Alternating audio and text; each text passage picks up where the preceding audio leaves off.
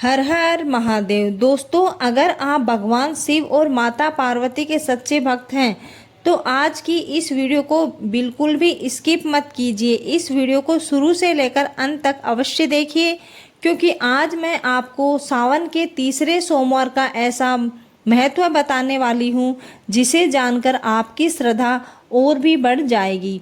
और खासकर मेरी उन सभी बहनों और बेटियों से प्रार्थना है जो एक अच्छे, संस्कारी और योग्य जीवन साथी की कामना करती हैं। आज की यह जानकारी आपके लिए बहुत महत्वपूर्ण हो सकती है।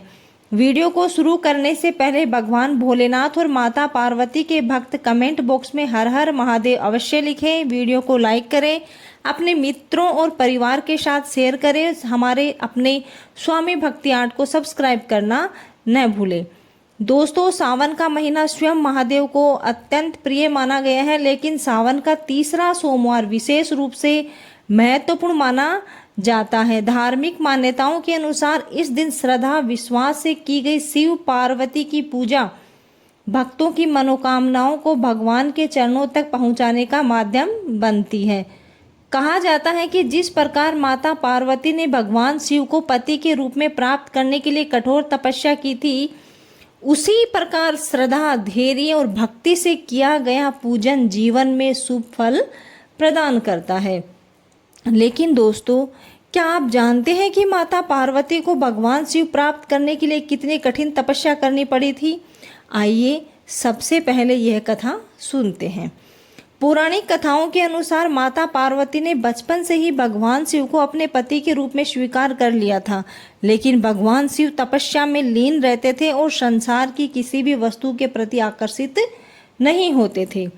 माता पार्वती ने कठोर तप किया, कभी फल खाए, कभी जल पर ही रह गई, कई बार तो बिना अन्न और जल के भी तपस्या करती रही।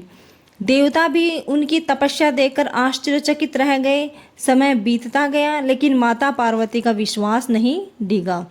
अंततः उनकी अटूट भक्ति स्मरण से प्रसन्न होकर भगवान शिव ने उन्हें अपनी अर्धांगिनी के रूप में स्वीकार किया। दोस्तों, यही कारण है कि सावन के सोमवार में माता पार्वती और भगवान शिव की संयुक्त पूजा का विशेष महत्व बताया गया है। अब जानते हैं कि सावन के तीसरे सोमवार को कुंवारी कन्याओं को क्या करना चाहिए जिससे उनको अच्छा जीवन साथी मिले। सुबह जल्दी उठकर स्नान करें, स्वच्छ वस्त्र धारण करें, यदि संभव हो तो हरे, पीले या हल्के रंग के वस्त्र पहने। इसके बाद भगवान शिव और माता पार्वती का ध्यान करें। घर के मंदिर या शिव मंदिर में जाकर शिवलिंग पर जल अर्पित करें। यदि गंगा जल उपलब्ध हो तो कुछ बूंदे उसमें गंगा जल की मिलाएं। इसके बाद 3 या 5 बेलपत्र अर्पित करें।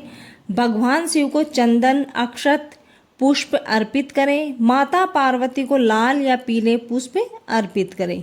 फिर श्रद्धा से ओम नमः शिवाय मंत्र का जाप करें। इसके बाद ओम गौरी शंकराय नमः मंत्र का जाप करें। दोस्तों, अब मैं आपको एक विशेष बात बताने जा रही हूँ। अक्सर लोग केवल अच्छा वर मांगते हैं, लेकिन प्रार्थना करते समय यह भी कहना चाहिए, हे माता गौरी, मुझे ऐसा जीवन साथी मिले जो मेरे माता पिता का सम्मान करे, धर्म संस्कारों का पालन करे और जीवन के हर सुख दुख में मेरा साथ निभाए। ऐसी प्रार्थना केवल विवाह के लिए नहीं, बल्कि एक सुखी सफल जीवन के लिए मानी जाती है।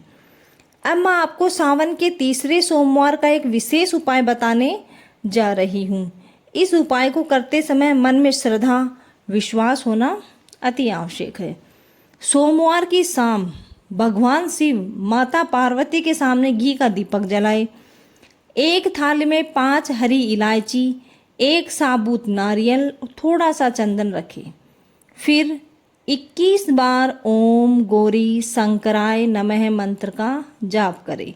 इसके बाद अपनी मनोकामना भगवान शिव और माता पार्वती के चरणों में अर्पित करें। मान्यता है कि यह दिन शिव और शक्ति के मिलन का प्रतीक है, इसीलिए इस दिन की गई प्रार्थना भक्त के मन को विशेष शांति और विश्वास प्रदान करती है। दोस्तों, अब एक ऐसी बात सुनिए जो बहुत कम लोग जानते हैं।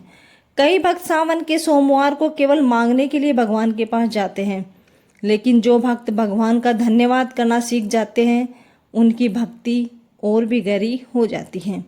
इसीलिए जब भी पूजा करें केवल अपनी इच्छा न बताएं, बल्कि भगवान शिव और माता पार्वती को अपने जीवन में मिली खुशियों के लिए भी धन्यवाद करें। यही सच्ची भक्ति का एक सुंदर रूप माना जाता है। अब बात करते हैं मनोकामना पूरी होने की। दोस्तों, मनोकामना पूरी होने का अर्थ केवल यह नहीं है कि जो हमने मांगा वही मिल जाए। कई बार भगवान हमें उससे भी बेहतर मार्ग दिखाते हैं जो हमारे लिए उचित होता है। इसीलिए पूजा करते समय विश्वास रखें, धैर्य रखें और सकारात्मक सोच बनाए रखें। माता पार्वती की कथा हमें यही सिखाती है कि सच्ची श्रद्धा, धैर्य और समर्पण से जीवन के बड़े लक्ष्य भी प्राप्त किए जा सकते हैं।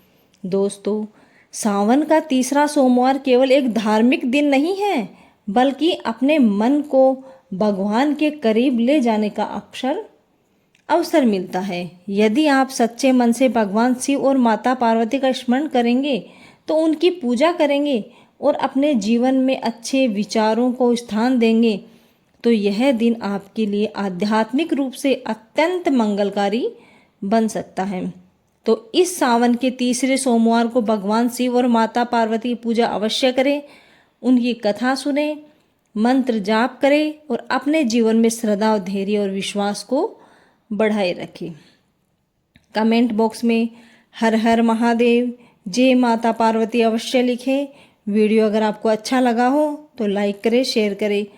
हमारे अपने स्वामी भक्ति आर्ट को सब्सक्राइब करना बिल्कुल न भूलें।